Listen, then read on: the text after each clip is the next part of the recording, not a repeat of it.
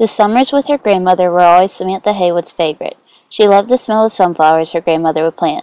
Every year she would ask just to take one home as a gift, but her grandmother would always reply, "You should never take a flower out of the ground, because a flower is something you love, and by removing it from its home, you are killing that thing you love." And as much as Samantha wanted to throw a tantrum, she would always reply, "Yes, ma'am." One summer, as her parents pulled up to the lake house, Samantha could tell that something was off. She saw no sunflowers, and the house looked ragged. At that moment, her grandmother came running through the screen door, still in her nightgown and waving frantically. But when they all got out, her grandmother greeted Samantha's mother with a huge hug, saying, "Ah, Samantha, I'm so excited to see you again."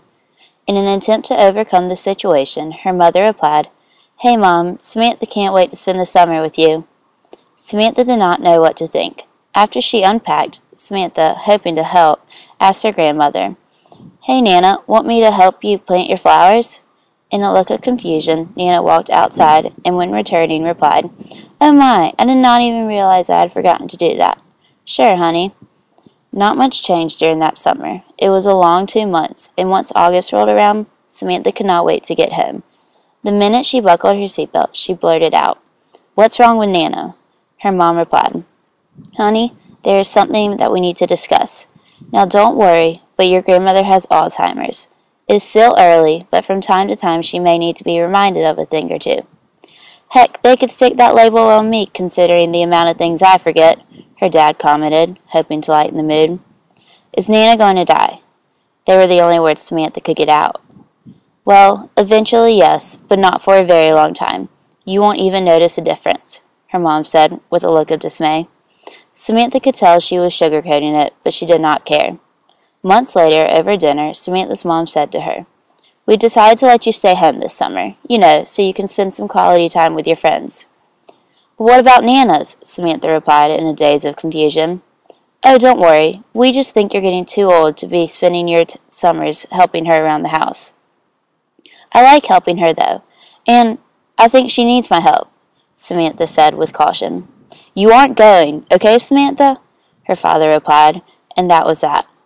As the next October rolled around, Samantha had heard nothing else regarding her grandmother, and in her mind, no news was good news. But as dinners continued to get quieter, Samantha had this feeling that something was wrong.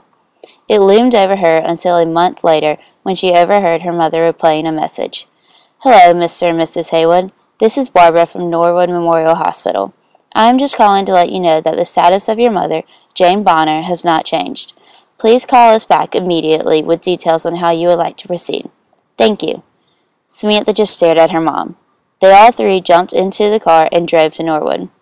As the car pulled up to the hospital and her parents quickly got out, but something was holding Samantha back. "Mom, there's something I need to do first. I promise I'll be right back," she said as she jumped into the driver's seat and sped off without a reply. It took 10 minutes, and as Samantha's parents waited patiently, they watched as she walked into the room with a single sunflower. Grasping it in her hand, she walked up to her grandmother's bed. She was terrified. Without even glancing at her parents, Samantha took the flower, tears streaming down her face, and gently placed it on her grandmother's hand. "I know you said not to take a flower out of the ground, because it is something I love, and there is a chance of it not surviving. But you are something I love, and they are taking you from our home. So I want you to take something just as special to show the great gift they are getting."